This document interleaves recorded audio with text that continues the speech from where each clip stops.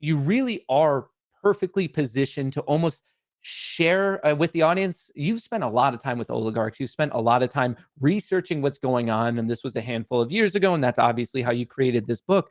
But what I want to ask you is right now, what do you think Americans maybe are getting wrong? And maybe we just don't understand culturally of what's going on. Because the main thing we're seeing is hang on, there's Putin, he invaded. It seems like a bad situation.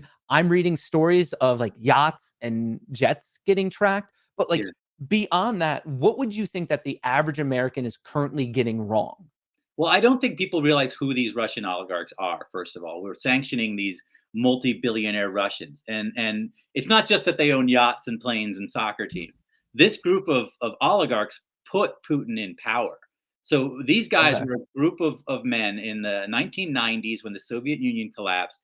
They were handed the resources of Russia. So a group of men, one was handed the aluminum business, one was handed the oil business, one was handed, media, and these guys ran Russia. This was when Yeltsin was president. So Yeltsin was sick and he was drunk all the time, and they decided they needed to replace him.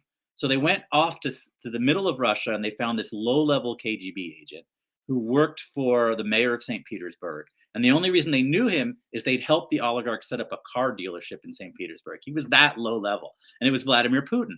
And they thought, this is a guy Wow. we can control. He's a nobody. We're going to bring him to Moscow. So the oligarchs that we're talking about today plucked him out of St. Petersburg, moved him to Moscow, set him up, and eventually as president. And he turned the tables on them. He invited all the oligarchs to Stalin's old house. And this is a place where there's like bullet holes in the walls where they used to line people up. And he sat the oligarchs down at a table and he said, you've all made a lot of money. You can keep all of your money, but from here on out, you stay out of my way. And any of the oligarchs who resisted died. They were either found hanging in their bathroom, or they fell down an elevator shaft, or one fell out of a helicopter. The oligarchs I that are hate when around, that happens, when you you just know, fall out of a helicopter. yeah. So now all of the oligarchs who didn't resist are the ones that are around today. And they're Okay. essentially Putin's cash register. When he wants something, they give it to him. If he needs $1 billion to build his palace, they send him $1 billion. And so they basically made a deal with the devil. They had put Putin into power, but Putin became the biggest oligarch of all.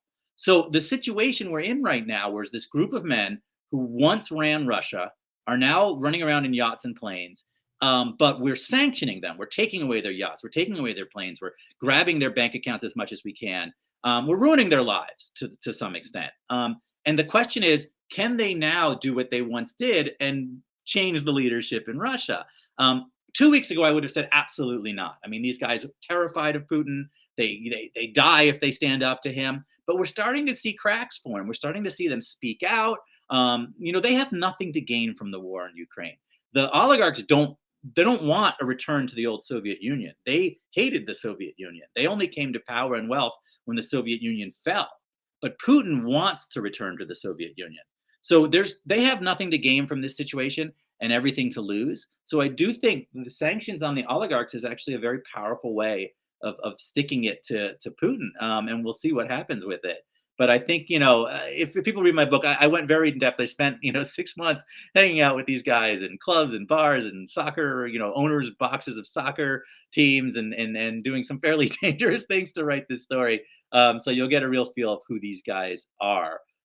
If you can find the book, it actually is not that easy to find anymore, because it came out a while ago and then it just kind of disappeared. Everybody bought it out. So hopefully there will be a copy here and there.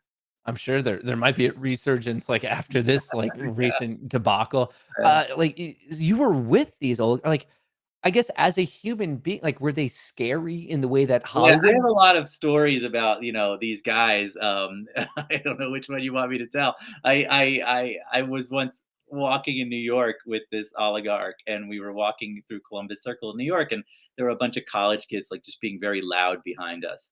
And the oligarch turned to me, and this is a very powerful man who I know had been involved in some serious things in the past. And he's like, "This is very annoying." The kids were being really loud.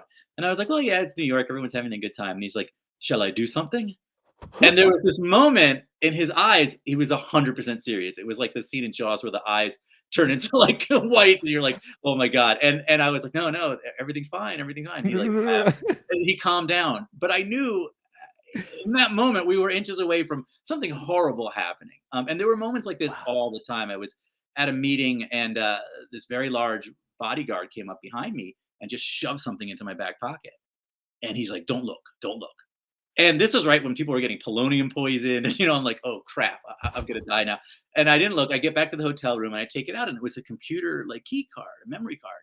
And I'm like, "I don't know what this is. No way, I'm not gonna stick it in my computer." I don't. So I had to fly back to Boston. I made sure there was a lawyer waiting for me in the airport, because I didn't know if I was going to be grabbed by the State Department. I had no idea it was on this thing. And I fly back, and it ends up being. And when I used it, it had thousands of pages of depositions from this trial all the way up to Putin and the Kremlin, like all of this crazy information that ended up in the book, that somebody wanted me to have. And it was like thing after like that. But then I guess the biggest story was there's a scene in the book, and this oligarch tells me this story where Roman Abramovich and Boris Berezovsky, two very big oligarchs, Mhm. they wanted to buy an oil refinery in Siberia. So they flew to Siberia and they met with this Russian general who controlled it. And they said, "Will you sell it to us?" And he laughed at them. He's like, "I'm not going to sell it to you." So they flew back to Moscow. And that night, that old man went swimming in the Irkutsk River and drowned.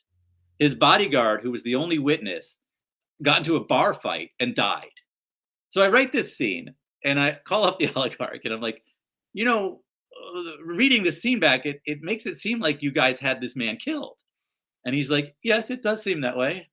And I was like, "Well, do you want me to change it? Is that okay? Is that what you wanted me to say?" And they're like, "Oh, it's fine." And I was like, "Well, how is it fine that it seems like you had this man killed?" Wow. And he's like, "Well, when you think about Russia in the 1990s, don't think about America in the 1990s. Think Mhm. about America in the 1890s. And in the 1890s, if a rival businessman disrespected you, you shot him."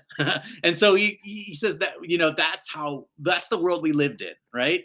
So it was story after story like that, where you're just kind of in this really weird world. These are hard men who grew up in a very difficult place. They were Mhm. outsiders, they were bandits, they were black marketeers who took enormous power, and they had no problem with dealing with their enemies that way. And that's who we're talking about. So we see them now in yachts and airplanes and living this life, but these are tough men. And so we'll see what happens going forwards with these guys.